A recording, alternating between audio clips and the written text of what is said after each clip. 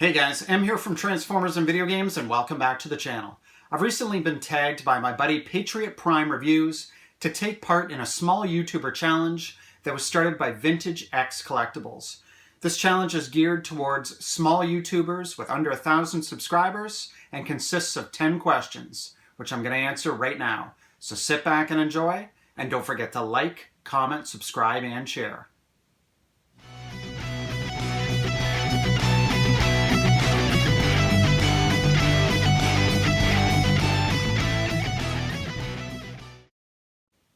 Okay, now let's get right into this. Question number one, what inspired you to become a YouTuber?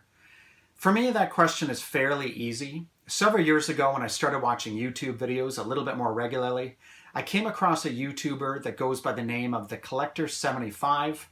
The guy that runs that channel is a regular guy like me. His name is Graham, and he's got an amazing G1 Transformers collection. Week after week, I would watch him review figures that I either had as a kid or always wanted. Watching his videos inspired me to start collecting in the first place. I was always interested in toys from my childhood, but I didn't know that you could go on sites like eBay and start finding some of these figures. So number one, he inspired me to start collecting the toys again. Fast forward several years later, now that I've acquired all this stuff, that inspiration's led to me starting a YouTube channel of my own. And quite honestly, a big inspiration for me is to share the magic and the love for some of these vintage toys with other people that may not already be familiar with them. The other main hobby of mine is video game playing and collecting. And I just thought that, again, YouTube would be another great way for me to document my journey in collecting, whether it be games that I'm playing, buying, most recently, my garage sale hunting and hauls, all that stuff I just thought would be fun to document on YouTube. And anybody who's interested can join me on my YouTube journey and watch along. So that's quite honestly what inspired me to become a YouTuber. Question number two, what impression do you wish for your followers to experience from your channel? I think I'd answer that question by saying that most of us lead pretty busy lives. You know, we either work full-time, we go to school, and within our lives, we all deal with stressful situations on a day-to-day basis. You know, and these may come from teachers, parents, your boss at work, or your significant other. And I guess what I want my YouTube channel to represent for those people would be an escape from your day-to-day struggles. You know, for the 10, 15, or 20 minutes that you decide to sit down and watch one or two of my videos, I want it to be an escape from all that, where you can just forget about your problems and have a little bit of fun. So at the end of the day, I think that's the impression or experience that I would want my channel to give to other people. Question number three, what do you wish to never become as a YouTuber? I think this one's fairly easy for me to answer. I know there's a lot of YouTubers out there, larger YouTubers, that get products prior to them hitting retail, and they're given the products so that they can review them on their channel. It's a great boost to their channel because obviously they have a desirable item before anybody else does. So with that comes subscribers and views, and if they're monetized, maybe a little bit of money. I don't have any problem with that. I think it'd be awesome if I got large enough, my channel got large enough down the line where people were sending me things to review. But what I would never want to become as a YouTuber is the sort of person that does that, but then caves to a certain pressure to give an item a better review than it deserves. So I think that's what I would never want to become as a YouTuber. I guess you could say I'd never want to become a sellout. Number four, how long did it take you to reach 100 subscribers? I had a look at my analytics. It took me exactly 5 weeks to hit 100 subscribers. Having said that, I did have a presence on social media already. So a lot of people that heard that I was starting the channel subscribed to me right away, so I instantly got a bit of a boost from that. I know it would have taken a lot longer to hit 100 subscribers, again, if I didn't already have some kind of a social media presence. Question number five is, what is your most viewed video? And I've just opened up my YouTube analytics right now, and I'm going to let you know. My Transformers Collection Room video is my most successful video so far as view count is concerned. At the moment, it's at 1,163 views, and that's by far the most viewed video on my channel. Which of my videos was the biggest surprise? I would say it's the same video. I know that collection videos are popular, but I just didn't think that after a couple of months, my collection video for my little channel would take off the way it has. I've only got a little over 150 subscribers at the moment.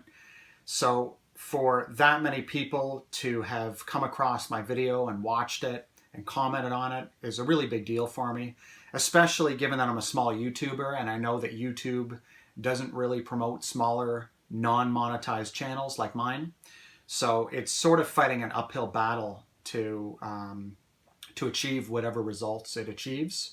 So for me, that video is my biggest surprise. Question number 7, which of your videos was the biggest disappointment? Now, my answer to this question might surprise some people, but my biggest disappointment is actually my video with the highest view count, my Transformers collection video. Ever since I uploaded it, I've been disappointed with the approach that I took with it. Not so much the video itself. I'm pleased with the content, but I really look at it as a wasted opportunity where I should have done a voiceover and talked about talked about my collection a little bit and some of the unusual figures that I have that people may have never seen before or only ever read about. So again, I do look at it as a bit of a wasted opportunity from that perspective. I'm pleased with the performance of the video, of course, but I just think it could have been a lot better and a lot more interesting. I actually have the original footage and some additional footage that I didn't use at the time, and I was actually debating putting together a director's cut of that video with my voiceover commentary. Maybe leave me a comment in the comment section. Let me know if that ship has sailed or if you'd still be interested in seeing something like that in the near future. Question number 8, what do you feel that people overlook from your channel? I don't think anything's really overlooked on my channel, but based on the nature of my content, I have video game related content and I've got Transformers related content. So generally speaking, I would say that the Transformers people, or some of them, might overlook some of my video game related videos, and some of the video game people, some of the people that are interested in video games might overlook my Transformers related content. I totally understand why that would be the case. You know, obviously people are into what they're into. It's great if people want to support me in both areas, but totally understandable that, you know, if you're only interested in one of the two topics, that you might only check in for those videos. Question number 9, describe a time when you shared a meaningful moment with a child, stepchild, nephew, niece, etc. concerning anything superhero or sci-fi related. A couple of years ago, one of my nephews was desperate to get his hands on a Bumblebee toy. And quite honestly, I don't know why my brother didn't just go to Toys R Us and buy one of the many ones that were on the shelf, because there's been no shortage of Bumblebee toys. But I ended up giving him my Classics Bumblebee from my collection because I was sort of thinning out the herd, I guess. So I thought rather than selling that one, I would just give it to him. So it was interesting because when I gave it to him, he had a number of questions. He's young, so he thought that he was wondering why Bumblebee wasn't a Camaro. And I had to explain to him that in the past, Bumblebee had some different forms. Originally, he was a Volkswagen Beetle, and he'd taken on some other forms. I don't remember what kind of car it was specifically in the Classics line, if that was actually based on a real car or not. But my wife actually has a cool picture of me showing him the figure and showing him how it transforms and talking about it. And in the picture, you can see him hanging on every word that I was saying. And it was just a meaningful moment for me. I'm hoping it's a meaningful moment for him as well. But it was just really cool to pass down something from my collection to him and just be able to share something that's meaningful to me. And there to be that common bond, I guess, through Transformers. Question number 10. Where do you see your channel in the next year? Not amount of subscribers.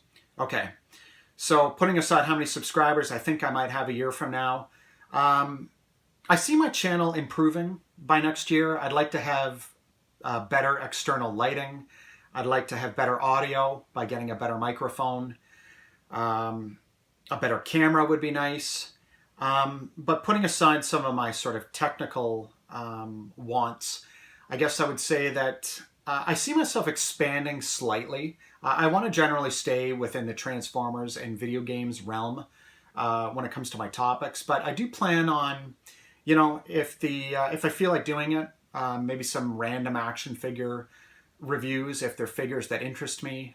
You know, I have some, if I can find them, I've got some G.I. Joes from when I was a kid. I have some G.I. Joes that I've bought in the last couple of years that might be fun to do reviews on those. So again, I mean, nothing that's really going to take away from my main content, but I wouldn't mind slowly expanding a little bit here and there, just, you know, covering other topics that interest me.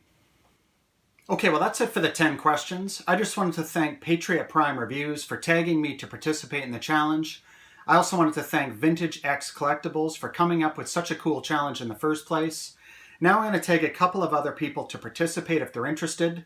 Let's start off with Six Shot Changer Reviews.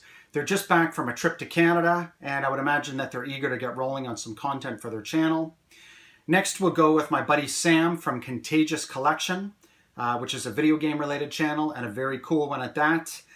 And as a third person, let's go with TFR Wildnass. I always enjoy watching his content and seeing what he does with things like this. Now, in addition to those three people, I do want to open it up to anybody else who's watching this video and hasn't specifically been tagged. If you're interested in answering these 10 questions, then by all means, go ahead and do it. If you do, leave me a comment in the comment section, let me know, and I'd be happy to check it out, and I will leave you a comment as well. Anyways, thanks again for watching, everybody. Take care.